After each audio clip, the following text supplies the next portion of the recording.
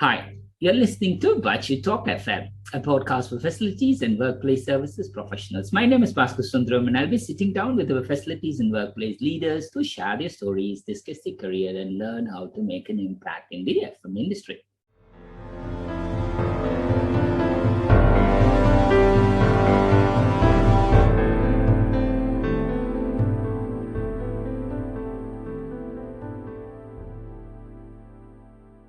Today's guest is Nicola Lathbury.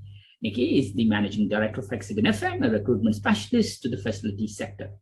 She's also speaker and chair of Women in FM and Midlands Region for the Institute of Workplace and Facilities Management, IWFM. She's passionate about helping people carve careers to achieve their life goals and equipping companies with the most engaged and talented professionals to deliver their business strategies. Very important in these days.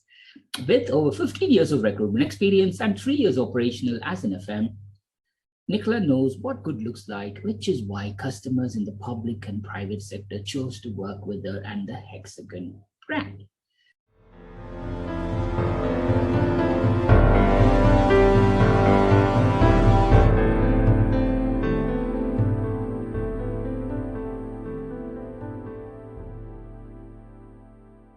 Welcome, Nicola, to Baachu Talk FM. Great to have you with us. Morning, Pascal. How are you? You okay?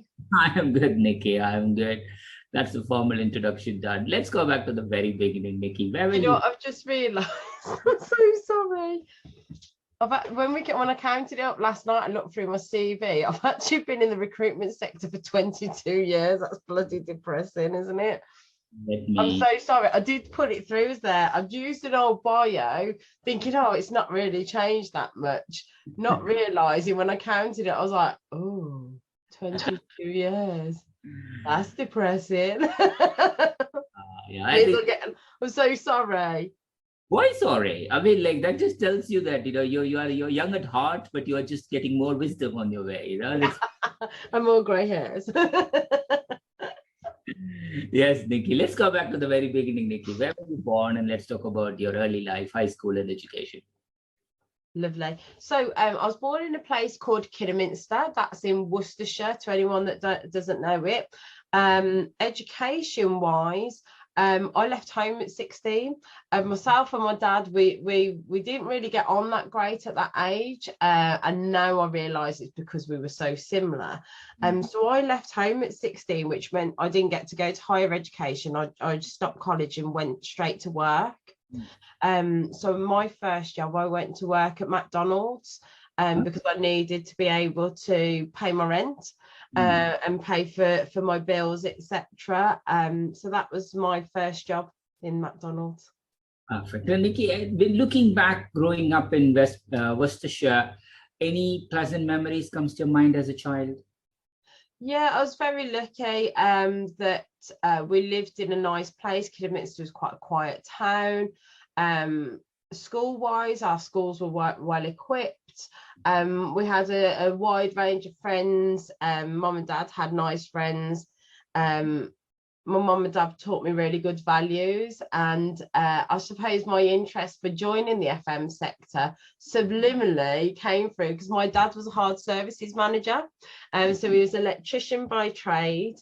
And I used to go along and help him if he was doing stuff for friends and for the family, and hold and pass tools for him and stuff. And I used to harass the hell out of him with 1,000,001 different questions. What's that, Dad? Why does that do that? What does that do that for? That's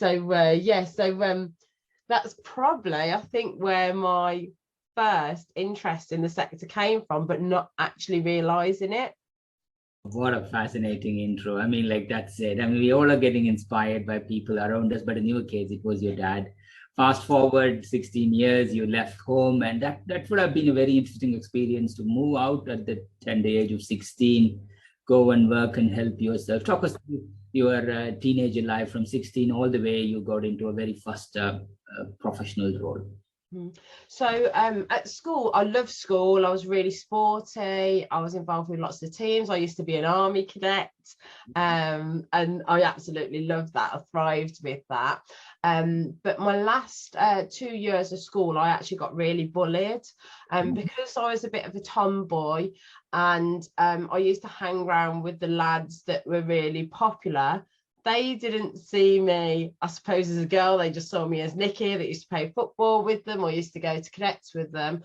However, the girls that I would say were probably a little bit more traditionally girly, that fancied the lads that I hung around with, saw this as a threat. And I ended up getting bullied in my last 2 years of my school life. And I've got to be honest, I had a glandular fever and anemia in the last 2 years. And if I'm really, really honest with myself, I did play on that a bit with my mum because I was avoiding going to school as well. But that's kind of what makes me really, really passionate about making sure that people aren't getting bullied in the workplace, making sure that we're looking after people and helping people and making sure that they've got someone that they can talk to if they need a shoulder to lean on. But yeah, I'd say that's really what shaped my future and wanting to look after people. That's just beautiful. I think as you gain confidence of going through what you went through, I'm glad that you're going and helping out to others or even looking for people who need support, Nikki. So from McDonald's, let's talk gradually from there. What happened next? So at McDonald's, I've always been brought up by my parents to do whatever job that you could do to the best of your experience. So I just went full hog at everything. And as I always do, anybody that knows me, it's all or nothing with me. So I just immersed myself into it and I wanted to understand the whole business, how it all worked, how it went together, what I needed to do to get to the next level. So I quickly progressed to training squad, which is when you've got your 5 stars and your training squads, you're training other crew members and how to do the job. And I absolutely loved that. I had a passion for helping people, and that's probably where it ties in with my WIFM stuff and hosting the key learning events. I like seeing people get on, and I'm super service driven. So the whole customer experience thing really matters to me. So many years ago, well, I'm quite open. I'm 44 now. So obviously I worked there when I was 16. That's a long time ago. The experience that you get at McDonald's now is very different to what you'd got when I was younger, because they'd obviously not been in the UK as long. They were still very American focused. It was super service focused compared to like UK comparisons.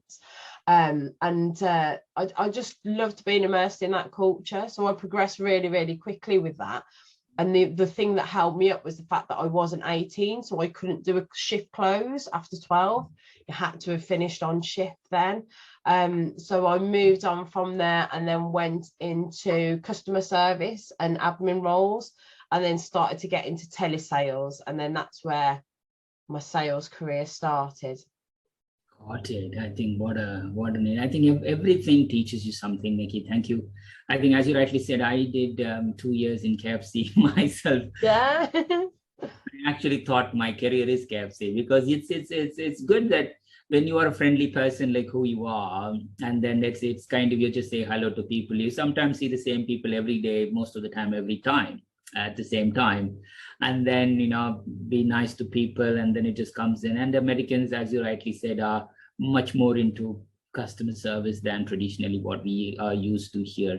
I'm glad that you got foundational aspects there. You moved to telesales and sales from there. Talk us through all the way from then to starting the Hexagon FM, your own. So I did various different sales jobs. I'd sold stationery, I'd sold waste management products, which I then ended up in the waste management sector further down. That bounced and come back again. And then I worked in call centres. So I worked in the Vodafone call centre, and unfortunately I had to leave there due to the fact I had to escape a relationship where there was domestic violence. So I had to leave my job, so I couldn't be tracked down from there. And that was a shame, because I really loved working there. In fact, I had some absolute screamers of things that happened while I was working.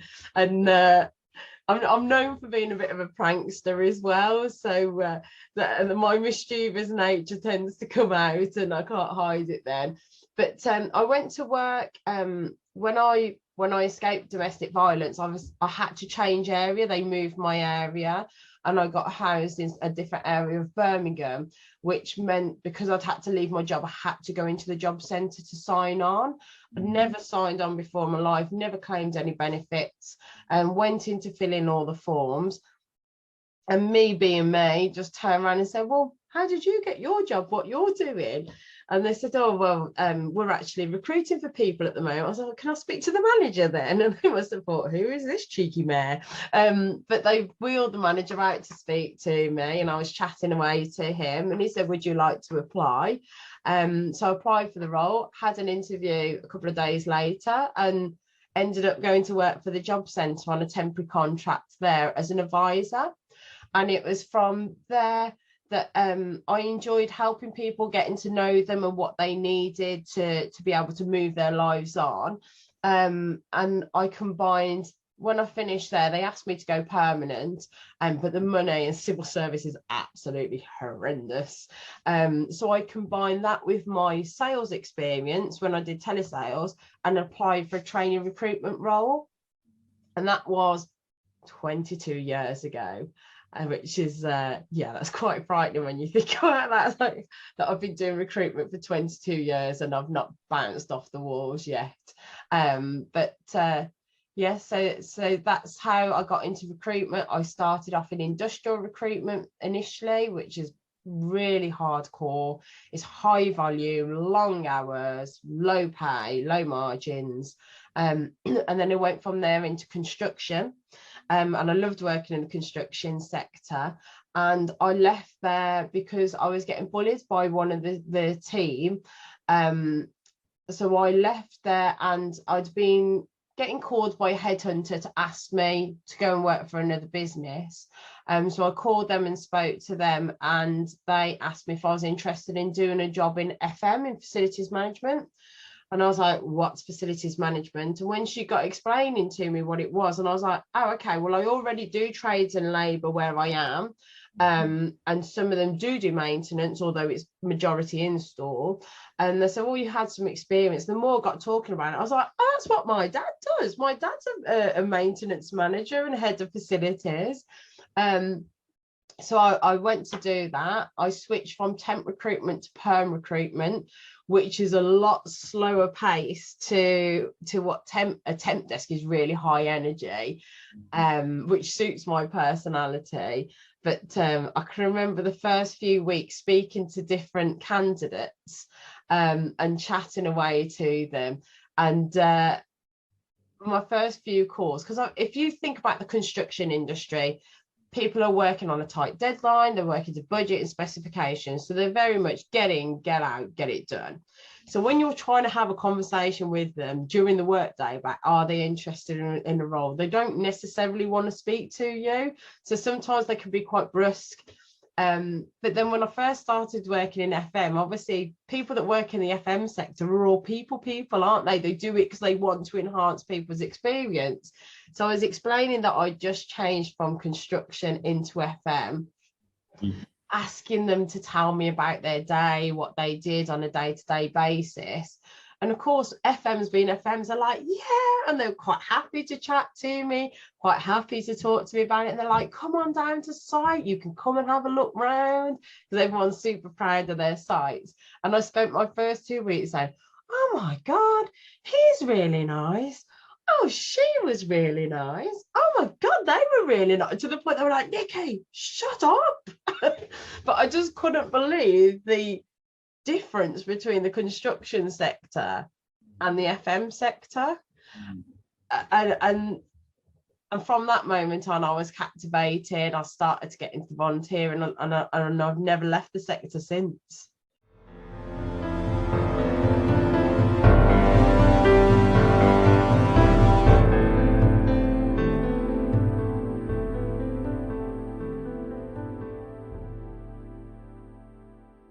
Totally. Yeah, again, every step in your life and career is kind of made specifically for you. I can see that. So, and then you kind of dwell deeper on this. You enjoyed it, and from recruitment, you came into construction, as you rightly said, construction to FM, and then you just did your own thing. So, at what point did you leave working as an employee and then switched and started Hexagon? What you made up the decision?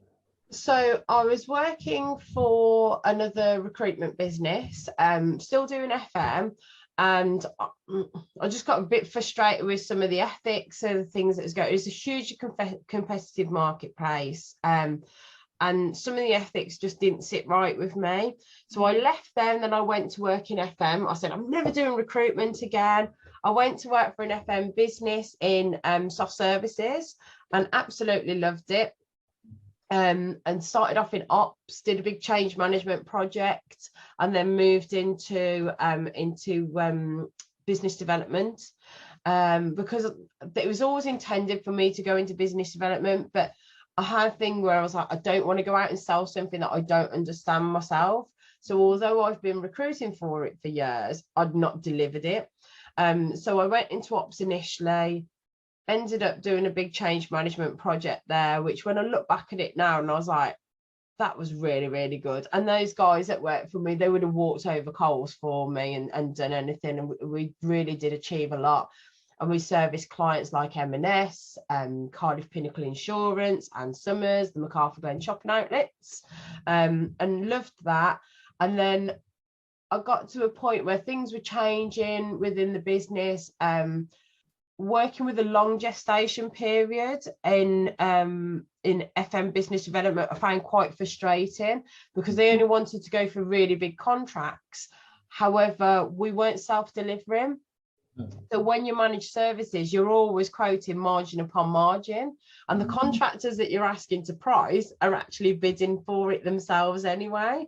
So you're kind of piddling in the wind really a little bit. You're never really going to win those pieces unless you're doing like a value re-engineering.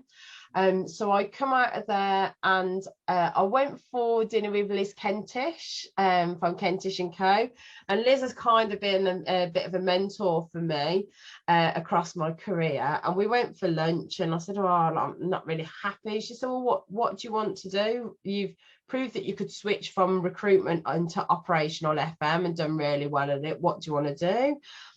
I said, I kind of actually really miss recruitment, but I just didn't want to work in the toxic environment that I worked in before. So that led me, she said, well, why don't you just start up your own recruitment business? And I was like, oh, I didn't really think of that, when it's right in front of your nose. And that was it. That weekend I went back home. She said, I'll see you again in 3 months, we'll have a catch up. Went back home, registered the business over the weekend, handed my notice in on the Monday, and that's it. A month later, went back into recruitment from a standing start when I'd not been in it for the last 3 years. But we were very, very lucky. I reached out to a few people and said, look, I'm coming back. Is there any space for me in the marketplace? And they're like, there's always space for honest recruiters, because obviously it's not a trait that everybody's knows recruitment with. And it was lovely to be welcomed back with open arms, and we had people out working on the first day that I opened, which is great. So that was 9 years ago now in December. Wow, so getting into 10 years now. So yeah, that's beautiful. Again, we all need this compelling event to make the decision. And as you rightly said, we also need a gentle push from our trusted friends or mentors to just make this happen, just instilling that little confidence in ourselves. But I'm glad Liz is able to put that seeds in, and today Hexagon is a now well-known brand. So talk us through why Hexagon FM. What's the name? So why Hexagon? The reason I chose Hexagon is, of course, obviously it has many different sides. And I felt it was a brand that we could create, that we could build, grow into. I didn't want it to just be recruitment. I felt that for people to succeed in their careers, they need many more things other than just recruitment. There's the networking, there's knowledge, there's training, etc. And that was the idea before around Hexagon, is that it was a brand that I could grow into and expand further down the line as the brand developed. Nice, that's good one. Again, our brand mascot is also Hexagon, so it's quite interesting. We are in the same wavelength there, Nikki. Yeah, excellent. Well, also as well, like thinking about it, when I started talking to Sean about it more, and he said, well, obviously hexagons are so prevalent in cell structure, etc. Obviously, you think about them honeycombs with bees. Without bees, we have no crops, we have no food, we have no life, and the circle of life and stuff like that. So that's if we want to get really deep. That's the thing. I think you need to have the deep meaning of why you do what you do. For a long run, you could start anything, right? And within 1 or 2 years, you could say that's not for me, and you can blame enough reasons to just find it's not working for me. But if you are in long term, every single aspect needs to add up, and I'm glad that from the name it's starting to work. So you started Hexagon FM 9 years ago, and then you started to work within the industry. While you started in the early 2010s, 12s, etc., you might have seen the new way of, that's the thing, austerity was kicking in, 2008 crisis, 2010. Talk us through from 2010 to COVID, and now I still want to say post-COVID, but COVID is still here with us. Talk us through what you saw in the FM from the talent side, and or anything else that you come across in the FM in this past 10, 12 years. So what I've experienced since working in the FM sector, when I first came into it, it's quite sad to say that women really were the minority back then, massively so. Like if you got a lady that could do a job, it's like, oh my God, I got a woman. But then also you'd speak to them, know that they're credible, but trying to convince a client to then take a woman on for the role was really, really quite challenging back then. If I think about how businesses operated, so a lot of work was done on the golf course, over a few rounds of golf. It was done in the pub, over drinks. You had to be in the city, that sort of stuff, to be seen. And I think we've really, really come a long way since then, thank God. I can remember when I was first recruiting for the sector, and very much saying, because they were saying about we want to look at all different candidates. But then when you think about it and you talk to them, and it's like, okay, then you have to be at your desk between these hours to these hours, and you need to be able to go away and stay away 3 nights a week, or you've got to be able to do this, you've got to work late every evening. And what they didn't actually realise is that way that they operated their business wasn't really allowing for women to come in anyway. It was almost like they were putting up these invisible barriers that they didn't see themselves, because it's the way that they'd always worked.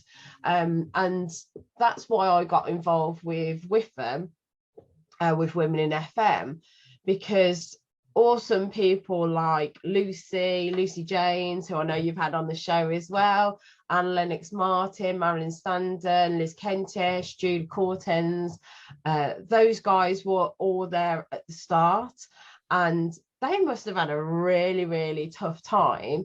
And I know that one of the reasons that Lucy started the Women in FM group is because she went to an event many, many years ago, and somebody put their hands up to ask a question. A lady put her hands up to ask a question, and it was almost very much scoffed at by the guys in the room about the question that she'd asked. And that was one of the driving forces behind Lucy actually setting up Women FM, so women had a safe space to learn, to ask questions without fear of reprisal. So the sector's really, really moved on now to the point where we are proactively looking to diversify our workforce, and not only on a gender basis, but through D&I. So we're looking at people from all nationalities, all sexualities, different backgrounds, and that should only be celebrated, because it makes lots of different people to make a great team. And also very much so, that whereas people were always gunning to recruit mavericks for their roles, now people are starting to be a lot more intelligent about how their teams are made up. If you've got a load of mavericks in their team, the chances are some of the personality traits that they have, they might not be your completer finishers, so you end up with lots of things going on in the background that never get finished. So people are so much more open now and welcoming.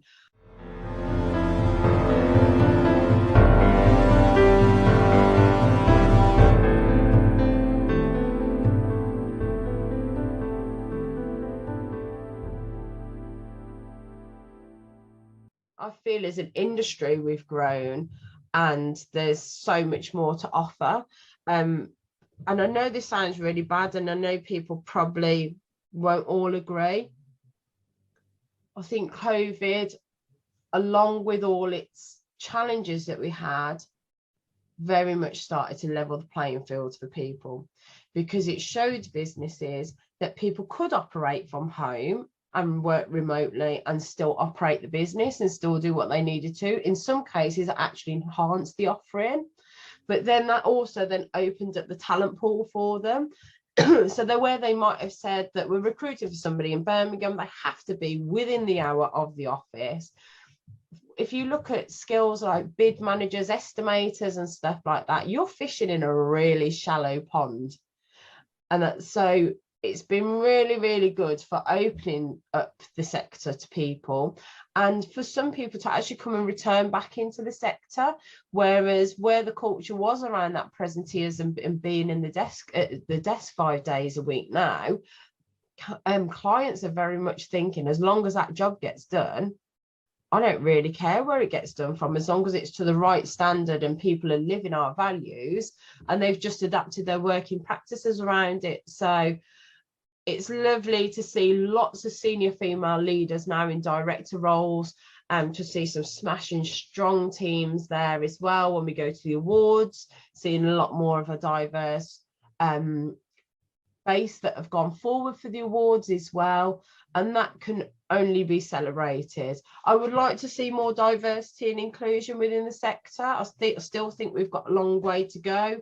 We've got a massive shortage in people. People just aren't applying for roles at the moment. So where you would have worked them on a contingency basis, you put an advert on, they apply for it. People just aren't tending to apply very much anymore. Or if they are, they've not got the right skill sets. So you're having to go out and search for them.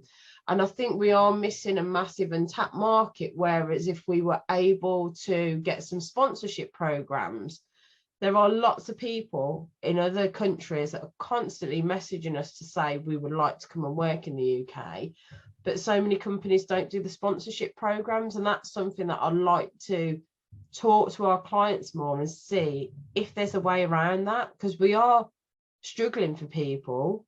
And it's not that people don't want to do the job, they just are not allowed in. So how do we overcome that? Well, Nikki, thank you for sharing from the very start, from Women in FM all the way into how you saw the sector evolving and how COVID accelerating the pace of change. That was beautiful. And also the important point that you touched is the talent crisis, which is like, yes, there are, every company has hundreds of vacancies now, from engineers all the way up into, as you rightly said, big managers, estimators, and there is always vacancies around. So do you find talent shortages were there? Did it happen just during this COVID thing, or was it there already, but it just accelerated, or it just became really big during this crisis? I think we'd already got a bit of a talent shortage anyway, but then obviously when you combine that with Brexit and COVID, lots of people went home with Brexit. And then also when COVID hit and people were being furloughed, and we didn't know how long it was going to be till we was going to be allowed out again. We didn't know what we were facing. Everyone thought everyone was going to die at first. So that was quite scary in the first instances, until they got a bit of a lid on it. So lots of people returned home to their families. So any of the foreign workers that we did have here that could have applied for settlement returned back home. And so we not only lost them through Brexit, we then lost them again through COVID, because what few people were planning to stay then returned home because the future was insecure. We didn't know what it looked like, did we? So that's then further compounded this talent crisis. And then also obviously with the fact that cost of living and inflation, clients are a lot more risk averse now. So whereas people were waiting to start new contracts, some of the clients have held off and they've just rolled on their existing contracts. So there's not as much revenue coming in. So therefore that then starts to filter down. So there's not as many training programs going on or internships bringing people into the sector. And I think there's still an element of, with the hybrid working, companies that maybe would have offered an internship, excuse me, or taken on trainees are still trying to work out what that program looks like with an intern working from home, because you need that peer-to-peer learning, don't you? You get the learning from being on the job and around people. And if it's not a role that's traditionally based out in the field, and their colleagues, their more senior colleagues that they'll be learning from are based from home, I think people are starting to hold off on that. So we're getting holes plugged every different way that it would normally filter in. I think well said, Nikki. I think that kind of brings out to, let's talk a little bit about Hexagon FM. I mean, like, what type of roles do you recruit, and then how did you evolve over COVID period yourself? Just give us an overview of your business, and also within the COVID period, do you have to do anything to make yourself different? And a few words there. Yeah. So we primarily recruit for managers and directors, so senior appointments within the facilities management and workplace sector. We only operate within FM and workplace and estates. We don't dabble in other sectors. Very much a believer of aces in their places. We've got the advantage of the fact that I've worked in the sector before, so you know what good looks like. I know that some of my previous contractors that worked for me when I was in FM that I've since recruited for when I came out and come back into recruitment. And I can remember saying to the one guy, yeah, I'll just get the CVs over to you before the interviews and that. Just bear with me because obviously they've just come through. And he's like, don't worry, Nikki, it's fine. I trust you. He said, Nikki, you've been the client. I know you're a ball breaker. He said, so if they're good enough for you, they're good enough for me. I was like, I'm not really sure if that's a compliment or an insult, to be fair. But he said, no, that's definitely a compliment. But yeah, primarily managers and directors, we're starting to do a lot more retained work now. We are tending to work on roles really that are exclusive. If a role's got too many agencies on, we don't bother working it because not everybody works to the same processes where they bother to phone the candidates and brief them on it. We've had a few occasions where people have just sent the candidate CVs over from other agencies because they're on their database, but they've not actually talked to them about the role. So when we've gone and done the process properly, we've spoke to them, we've briefed them, they don't realise they've been sent over. We've sent the CV over and submitted it with their permission. And they're like, oh, I've already got this CV from so-so agency. So we're tending not to work the roles that have got other agencies on there because it takes a lot longer to fill a role now. You are tending to have to fill them on search rather than contingency, and the fees aren't tending to be changing on those, but we're working with the clients that really value what we can offer to them, so we're tending to do a lot more research, retained work now. Just done a couple of roles with different universities and colleges, so enjoy doing those sorts of things because obviously you're feeding the future then as well, aren't you? So that's really good. And we work with end clients, end users, what we term as end users, so direct clients. We also work with some of the facilities service providers as well, and we work with consultancies. So we work across the board with lots of different types of clients, and that allows people to progress throughout their sector. If they've done service provider, they might want to step into client side.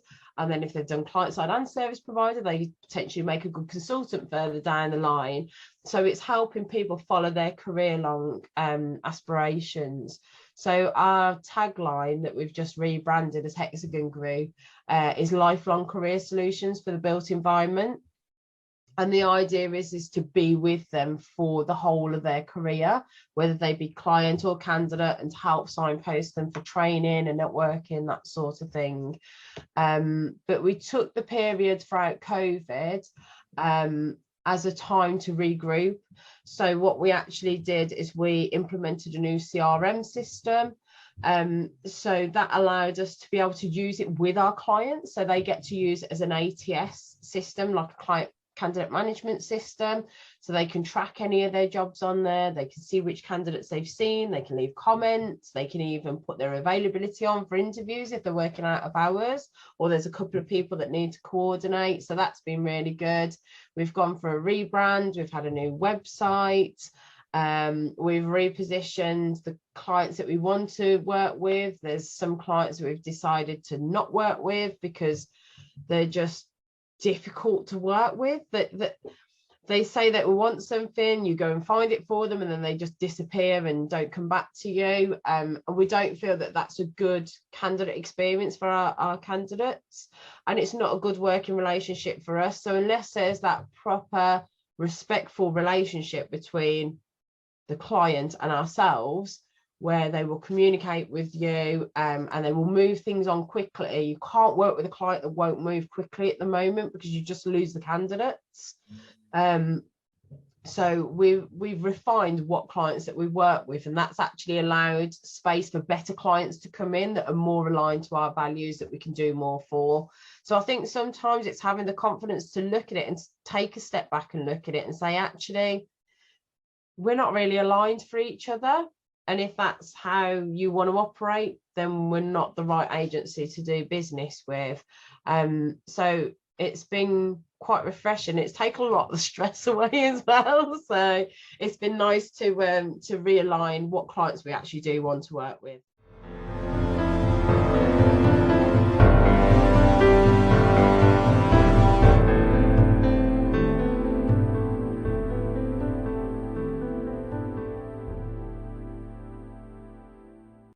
I think that's it. I think I'm glad that you took the time.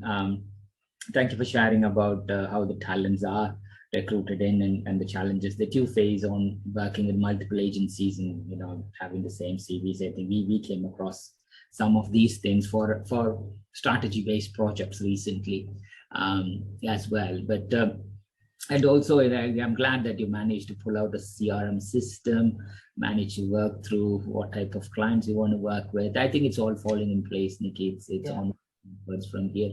But you weren't just doing Hexagon FM on that. As we rightly saw, you were still very active in this 2.5 years, both in IWFM, Midlands Region, and also in Women in FM, just reaching out to helping people on that as well. That's something that you also did. So that's brilliant. So let's just go back and talk a little bit about IWFM, and when did you come across IWFM, and talk us through your entry and in your current roles and stuff. So I've been a follower of IWFM. Well, it was back in the days of BIFM, when it was British Institute of Facilities Management, back in the BIFM days. And I know I get like a little poke if I accidentally say BIFM now. But you can tell who the old volunteers are and the people that have been in the industry for a long time. But I've been a volunteer for 10 years now on the committees. I've been chair for 3 years now. So obviously we had COVID, we had loads of plans all set up ready to go, and we were really gathering momentum, and then COVID came in. I was really gutted, because that year we were planning to do the WIFM conference in London, Birmingham and Manchester, which had never been done before. One of the things when I took over as chair of Women in FM, I suppose my manifesto, so to speak, was to be able to open up the events and to have them running across the country. It had very much typically been a special interest group that had largely operated out of London, to be honest. And being Brummie myself, I took umbrage with that, and I felt that as a member, because obviously I'm a member as well as a volunteer, I don't get my membership for free or anything, I still have to pay as a member. In fact, I pay as an individual member and also as a corporate as well for the business. But I felt it was unfair that people were paying the same price for membership across the UK and getting a very different experience depending on where they lived in the country. Because obviously everything was largely concentrated around London. Obviously the North region are really, really established up there, and they do a great job. And Midlands was building up as well. So we were doing great before COVID and really gathering some momentum. The events were starting to sell out as well. But my thing was I felt that all members needed to get the same experience and have access to the conferences. The Women in FM conferences are traditionally really inspiring, and they will you'll go through laughter 1 minute to tears the next, and something really thought-provoking and then inspiring, and you learn lots. It's very interactive, you meet lots of people there. So I wanted to be able to take that on the road. So we tested that the year before COVID, and we were kindly hosted by Interserve at Intersection House in their beautiful new building. And we did a mini conference there, and we just replayed some of the stuff that we did in London. And we were supported by the lovely Sam West, came and spoke up there as well, had a great reaction. And the plan was the following year to do London, Birmingham and Manchester. And we were all set up. Barclays were going to host us in Manchester, and Interserve are happy to have us again in Birmingham.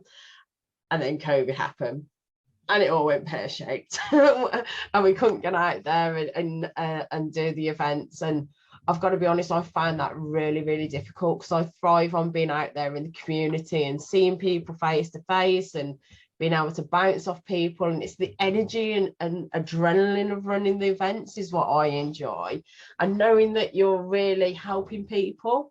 So some of the people, especially if they're an end user FM, if you think about it, you might be the only FM in the company, and it's getting people together so that they can build a network around them of support and trust, so that they can feel supported in their role and they don't feel alone.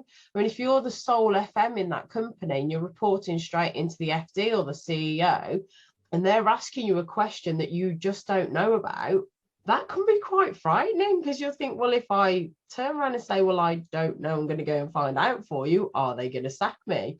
So there's a real importance and the value to the work that IWFM do around giving people those support networks so that they can bounce off each other. And I set up a separate thing, FM Connect, that we run from Birmingham, and that was around bringing the property and FM sector together as well. And that's in a much more informal environment, and the idea being that people can network there to do business together. And a lot of those people then end up feeding into IWFM and joining the institute as well, which is good. So That's yeah, right. I love doing it. It never feels, it can sometimes be stressful because we're unpaid volunteers and we're trying to do this as well as the day job. We don't get a budget for it, so we have to raise any budget that we have to do events is either done through sponsorship, or it's done by the goodwill of people wanting to support the institute by offering them a venue, offering them catering. The speakers are unpaid as well. So it's a lot to be able to do, especially for a 10-year stint as well, to be able to keep feeding that beast to keep the events running. Wow, I think 100%. I think you kind of nailed a very important point here, which is like, the associations exist, but it relies on volunteers, and the volunteers are volunteers. Obviously, they still need to keep their career or keep their business floating, manage their families, and then come on and support the industry and the associations. But thank you to you and lots of other volunteers who stepped in to still keep things moving, Nikki. Thank you for that. Nikki, before we close part one, talk us through 3 things not many people know about. Right, okay, so 3 things not many people know about me. I'm quite an open person, so lots of people tend to know things about me, to be honest. 3 things. So I'm a domestic violence survivor, and that's something that I'm really, really proud of. There is so many people that you would realise, men and women that have been in this situation, and it's not talked about enough. And very often when you speak to these people, you would think they're a really, really strong woman. How did that happen to them?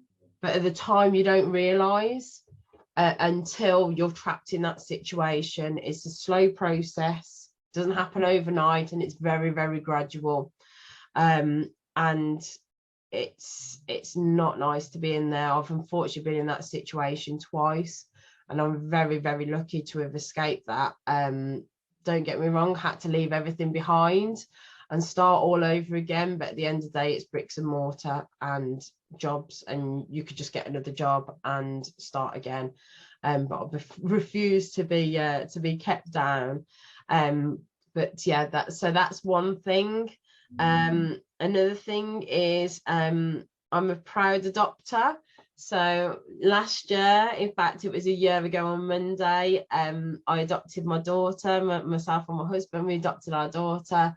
It's a grueling process, but very, very much worth it. And she is absolutely amazing. She's the light of my life. Or we joke that she's the compliance manager, because she's constantly looking at things to see, like, oh, what's that there? And she starts poking at things and trying to take things apart, or if it's broken. And she's got this face, I clean it, and she wants to keep cleaning everything up all the time, which is great. She can carry on with that, that's fine. So that's definitely a great thing. But I won a third thing. I won an award for Networker of the Year just before lockdown, and that was for the networking that I do within the business community and also within the FM community. And that was voted from Midlands Business Community and Charity Awards. And a lot of the people there, they don't do facilities management. They don't even know what facilities management was, and it was a vote-led award. So I won with the most votes for there, and it was a really nice opportunity to be able to put FM on the map and explain what facilities management was that affects everybody's lives on a day-to-day basis, but people just don't realise, because they're like the unsung heroes in the background and the fairies that no one sees. So that was really, really nice to be able to bring that back for our sector. So that, I would say, that's my 3 things that people don't tend to know about me.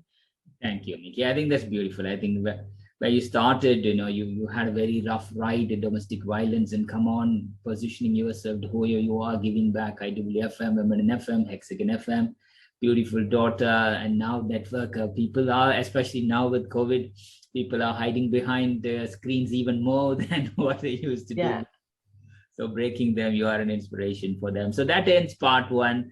When we come back in part 2, we will look into Nikki's hobbies, interests, people in her life, and some random questions to get to know her even more. And finally, we close with some final thoughts. With that, we end part 1.